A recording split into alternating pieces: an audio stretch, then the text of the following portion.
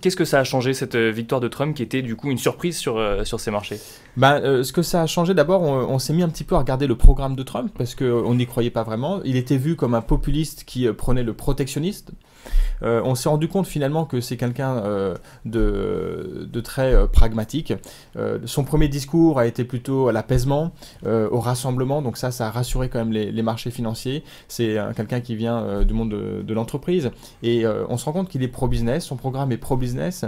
Par exemple, il prône la déréglementation, qui est un des problèmes qu'on a dans tous les pays. Un excès de réglementation est défavorable pour le business, pour l'économie.